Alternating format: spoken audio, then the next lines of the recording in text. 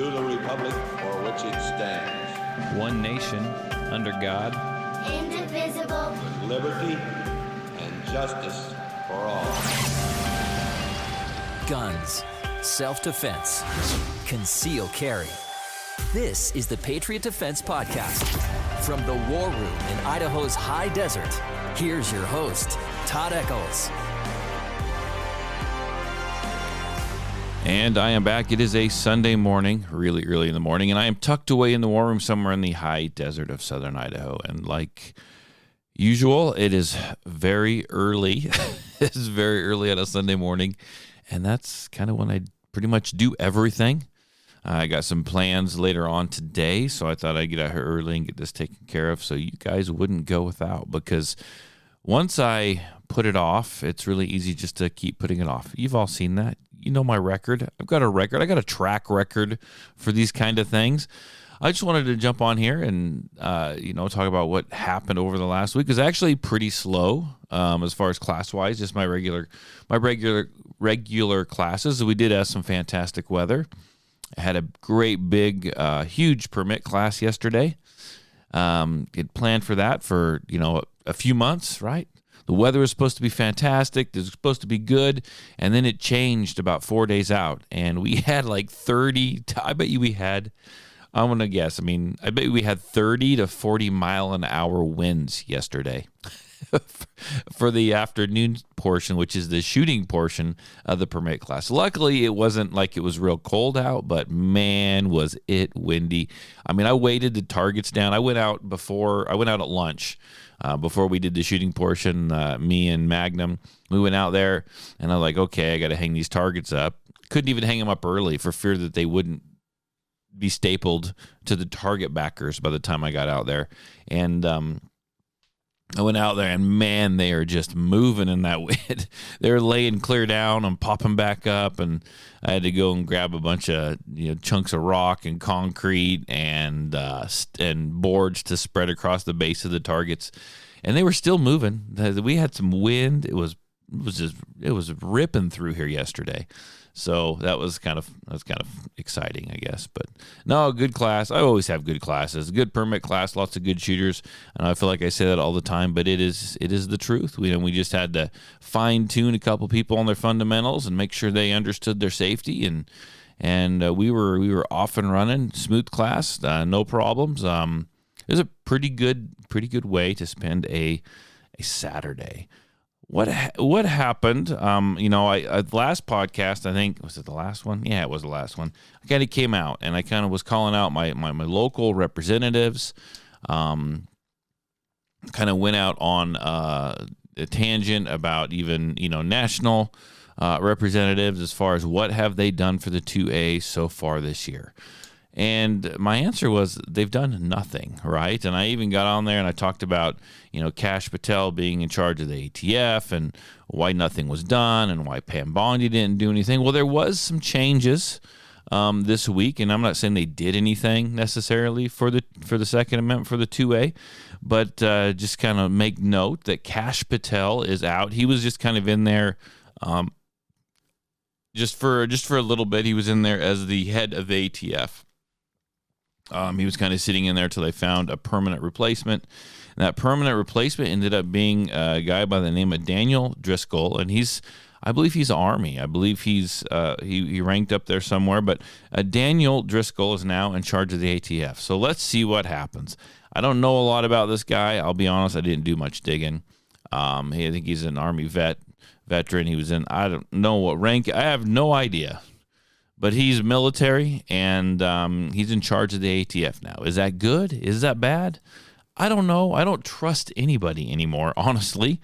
People, I've talked to some people like, oh, well, he's military, like he's all for the ATF. He's all for the Second Amendment. He's all for, yeah, maybe for him. Maybe he is for the military.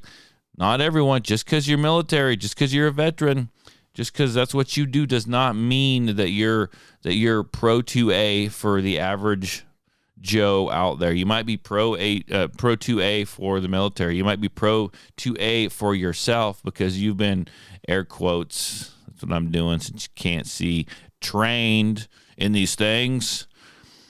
Remember what I said? Remember what I said last week about these, not all of them, but most of them, good portion of them, but these vets that come into my classes, and they like to tell me who they are and what they've done in the past, and they've been dealing with firearms for 40 years. That doesn't mean you're any good with them. That doesn't mean you're safe with them. That doesn't mean you feel like anyone should have them except for you, because you've been, air quotes, specially trained in the military. And some people go to the military and then they want everyone to have those rights, and I totally get it. Some people end up thinking they're a little bit better, and the average Joe cannot handle these things. So that's just kind of something to keep an eye on right there. Daniel Driscoll, is he going to be good for the ATF? Is he going to be good for the Second Amendment? I don't know, but we will see. And just because he was appointed, just because he was handpicked by President Trump himself, that does not leave me that confident.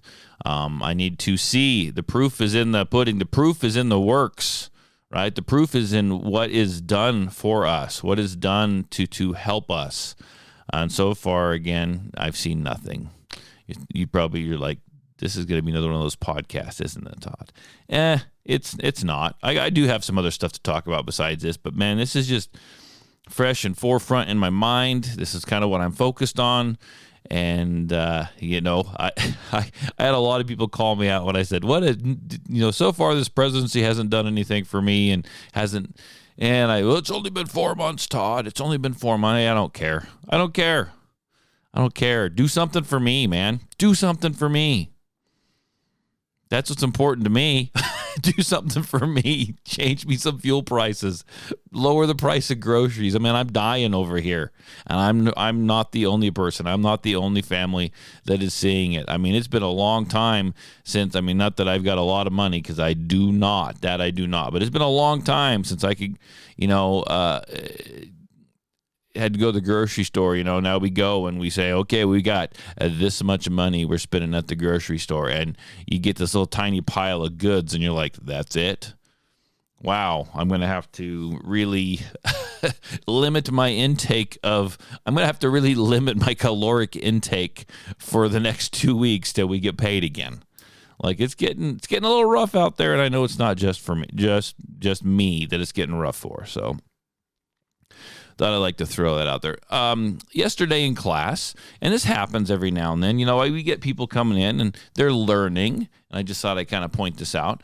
They're learning, that's why they come to the class, to come to learn about guns, learn about, the laws, the ins, the outs, right? And every now and then it pops up, and it's funny because we talk about what to do in a situation if you have to use your firearm for self-defense, right? And, yesterday, every now and then, most people know what to do. They know what to say. They know that, you use your firearm, to stop a threat, right? You shoot to stop the threat. You shoot to stop the threat that is advancing on you, that is harming you, that is whatever. And you shoot for center mass. And if they die in the process, it is what it is. That's a byproduct of defending yourself, right? Of if you're going to go and you're going to commit evil acts upon someone and they defend yourself, there's a good chance, if they use a firearm especially, that you're going to die.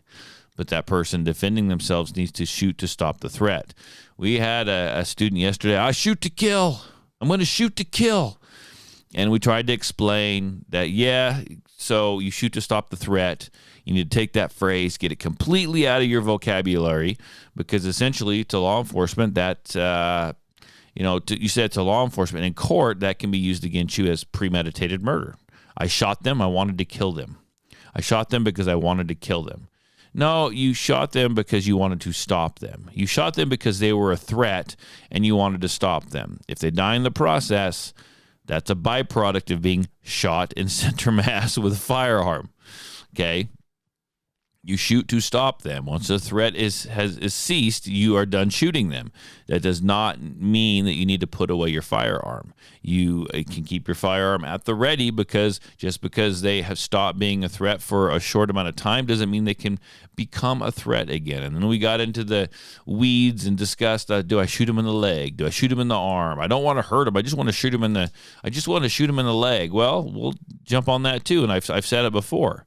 if you go to court and you say, well, and you think it makes you seem like a better person. I just shot him in the leg. I just wanted to stop him. Yeah, sure, you wanted to stop the threat. But really, that's not what you shoot them in the leg. They may not go very far, but guess what? They're still a threat, right? They have their hands, they have their arms, they can still get to a firearm, right? If you didn't shoot them center mass and you took the time to shoot them in a smaller target, such as a hand or an arm or a leg, right? You weren't scared enough to use your firearm.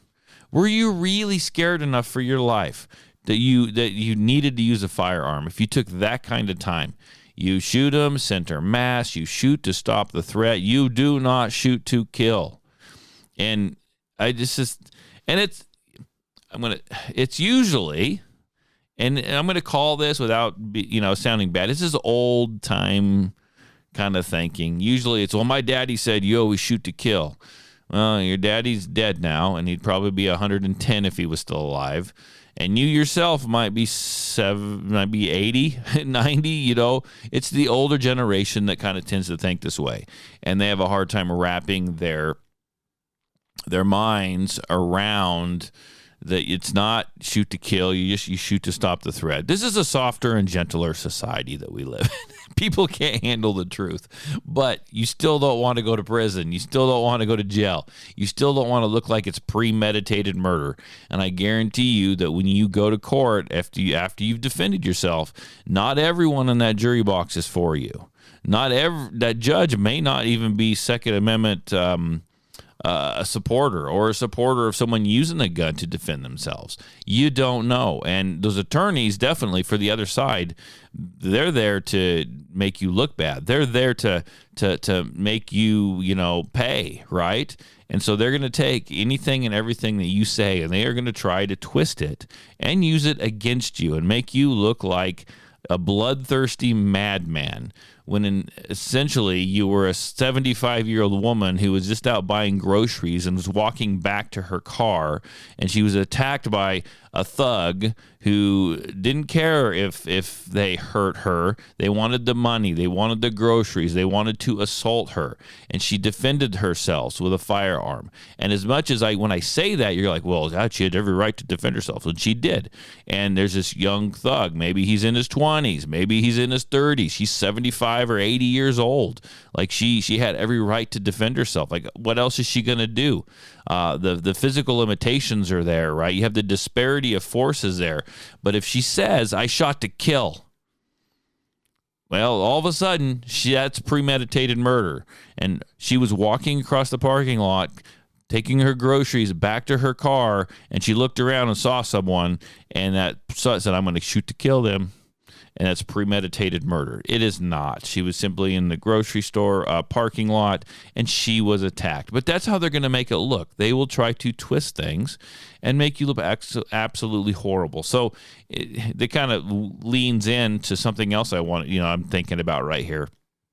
Something we've talked about before. And I reload my own ammo, and I reload my own ammo that I use on the range.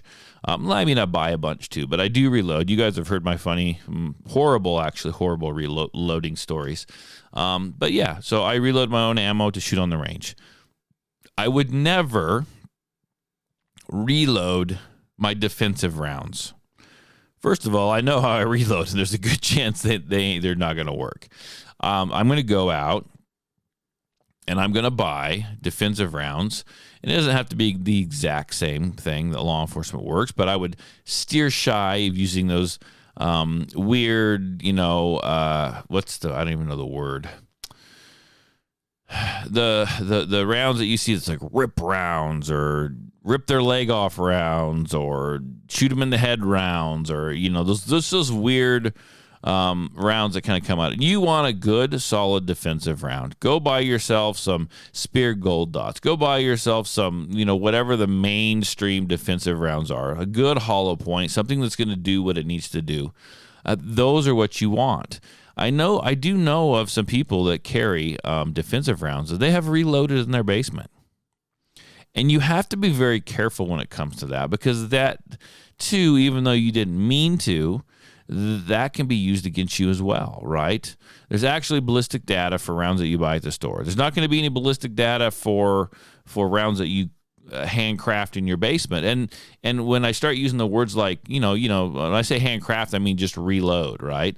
Well, you start getting into where the other attorney, the other sides, right? If you have to defend yourself, are going to use those words like handcrafted. He spent weeks, he spent hours, he spent days in his basement honing his skill at reloading so he could handcraft this defensive round that would do the most damage he could possibly make it do. He loaded it hot. He handcrafting this man killer of a round to then go out and use it on someone. That again kind of sounds like premeditated murder. You're bloodthirsty. You said in your basement, you cooked up this really hot defensive round.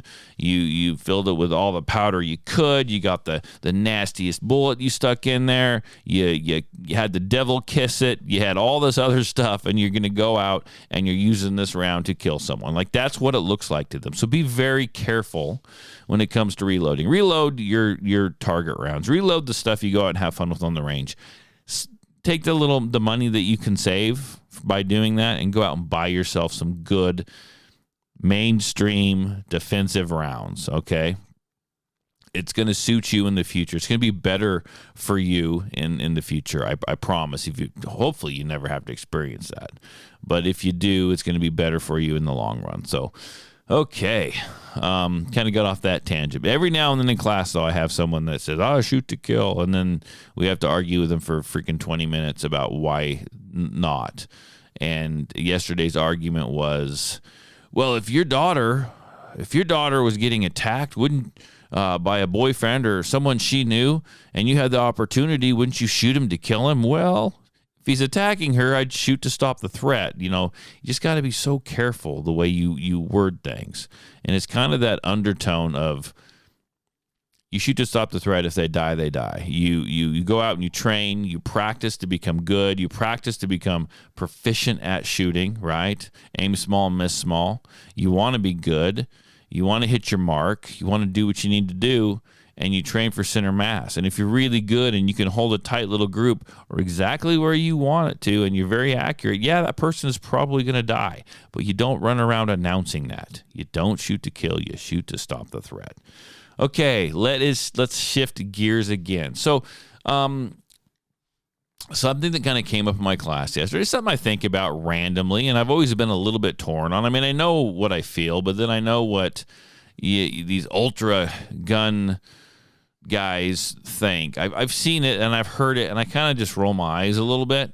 And not everyone thinks this way, because we got to be kind of practical in our thinking. But for example, yesterday, my wife comes out at the end of class, and she helps do the paperwork portion of the class. She brings out the money bag, and I pre-sign everything. She prints their names on there really nice, on their certificates and their paperwork that they need for the county. Because if I do it, I'm going to F it all up, and I'm going to misspell names, and it's just a mess. So she's probably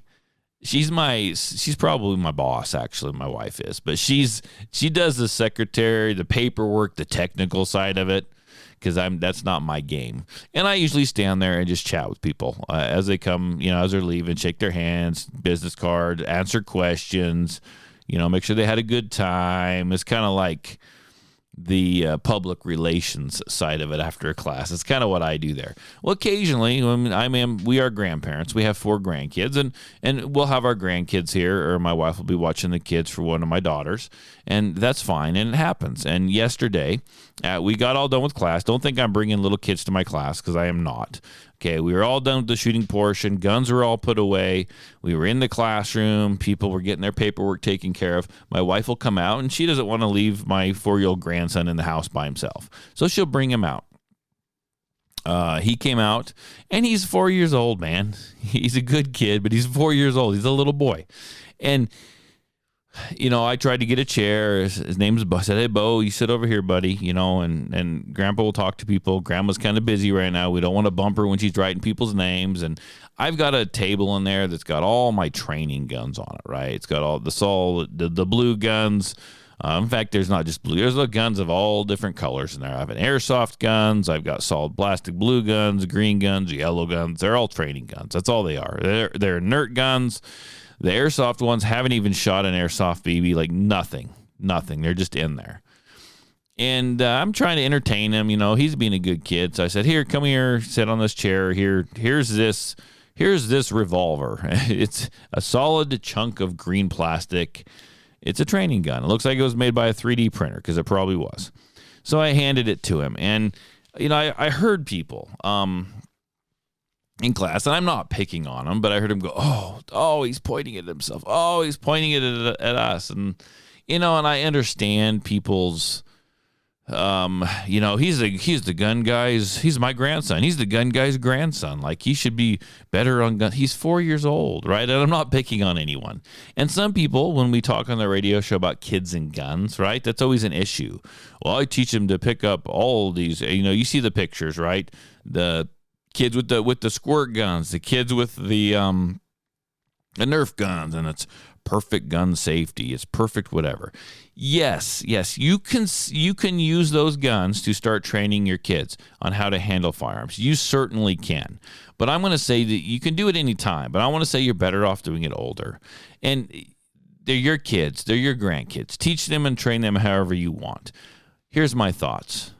Kids, let kids be kids. When I was a kid, I ran around with Nerf guns. I ran around with squirt guns, all those things, right? I think we need to teach our kids gun safety, but I think we also need to teach our kids the difference between a toy gun and a real gun, right? Not this make-believe stuff. Toy gun and a real gun. What's the difference, and what are they? Pick up a Nerf gun, that is a toy gun. Honestly, if someone doesn't want to be shot with a Nerf gun, don't shoot them with the Nerf gun, Someone doesn't want to be shot with a squirt gun, don't shoot them with the squirt gun. But those are toy guns. They are made for the kids to handle. They are made for the kids to shoot. They are made for the kids to point at each other and squirt them with water. Let kids be kids, but teach them the difference between the two. Like, if you have a kid who grew up for 3 or 4 years before maybe they've even handled an actual firearm, and they're playing with those Nerf guns and they're playing with the squirt guns and all that stuff, that is fine. Now, when you get them involved with actual firearms, just teach them the difference. This is a real gun. This is what happens. This is what you do with this. Your toy guns, sure, shoot your buddies with the dart, shoot dad with the dart, squirt them with the water. That is fine. But when you pick up a real gun and teach them how to know the difference, this one's all metal, this one's this one shoots a pellet, this one shoots a bullet. So what happens? This is how we treat these ones. It can be done, people. It can be done. And everyone's going to parent different. Everyone's going to grandparent different. I totally get that. I totally understand that. But my thoughts personally are, let kids be kids, man. If you don't want them to pick up a Nerf gun and you don't want them to point that Nerf gun at people, just don't get them a freaking Nerf gun. If you're going to treat a Nerf gun, if you're going to treat a water pistol, and you want to teach them to treat those guns like they would an actual firearm, well, you don't have actual firearms laying around, right? You keep those locked up, right? Probably just don't even get a Nerf gun, or keep that Nerf gun in the safe. I don't know what to tell you. Toy guns are made to do that, man. They're made to point at each other. They're made to shoot darts at each other. They're made to have Nerf battles with. That's what they're made for. Teach them the difference. I think that is probably the best thing to do. You want kids to have fun. You want them to enjoy things, right? I said, you do you, and there might be a ton of people out there that disagree with me, but I think we can do both. Now, just because, you feel like you want to take those Nerf guns and you want to teach your kids ultimate gun safety, keep the finger off the trigger, don't shoot your buddy with the darts. That's no fun, right? And that's okay, but if your kid's going to be that strict, like, are you locking up your real guns too? Because you need to lock up your real guns, right? I trust my kids. I trust that they won't touch those things, but I don't leave them laying around. My son has a whole wall full of them. We got Nerf guns. I've only got an 11-year-old left, like, at home, right? He's kind of past the Nerf gun stage to a certain extent. I still find darts laying all over the place for my other kid, my other son. I'm finding him in the flower bed still. Like, they're all over the place. The kid had a blast with them. Guess what? He's never picked up an actual gun and pointed it at anyone. He's picked up Nerf guns and shot me with them, and shot his sisters with him, and shot his little brother and his mom with them. But he's never had a problem of picking up a real gun and pointing it at someone and pulling the trigger. It's never been a thing because he knew the difference. He knows that we got to give our kids a little bit of credit. Don't assume they know things. But come on, you can teach them the difference between a real gun and a toy gun. You can teach him those differences, right? And if you can't, then you're the problem. like that's just the way it is. You're the problem. My oldest boy, he's got a few guns. He doesn't walk around pointing them at each other at people. He doesn't walk around with his finger on the trigger. He doesn't do any of that stuff. He respects them because they are real guns, right? So anyhow, long story short, yesterday in class, when my grandson picked that up, now people weren't freaking out. They weren't freaking out, but I could hear it, and that's fine. People are more sensitive to certain things, and I will tell you, it is weird when you have I'll give them this, when you have a kid who's 4 years old pick up even what is a training gun, what is an inert chunk of plastic. The trigger doesn't even move on the thing. And they're pointed that can be a little unnerving, just a little bit. Like, it can. But, I mean, he was just being a kid. And like I said, no one got after him. No one got mad or grumpy or anything like that. It's just the things that I heard. So it's something that's been on my mind. And, you need to teach a kid to be a kid first. You need to teach them to have fun with those toys. Their childhood is so short. And the world they live in, they're kind of forced to grow up kind of quick sometimes because of the stuff they're bombarded with every single day, the sexualization that they see on TV. We thought it was bad when I was growing up, like on TV and stuff. Now with the video and the YouTubes and the social medias and all this stuff that these kids, they aren't all on it, but they have access to, they get hit with so much stuff, they kind of have to grow up really quick. And they don't get a chance to be a kid. So if you've got a son or a daughter and they like Nerf guns and they like to shoot each other with Nerf guns, they like to shoot dad with Nerf guns, just let it be, man. Just let it be. Let them do their thing. If you've got real guns in the home and you're going to teach them that in the future, like I said, just teach them the difference. That's all it is. It's simple. Just teach them the difference. Don't get so crazy on them. Let kids be kids. So, okay. So that is it for my rant or my thoughts and my feelings today. Saying it wasn't really a rant, just some thoughts that I had. I hope you guys all have a great week. We're looking forward to a great weather week this week, and it's going to be awesome to be out on the range. I got some classes scheduled. So you guys enjoy the rest of your Sunday afternoon, and everyone have a great week. I'll see you back here next weekend. Bye.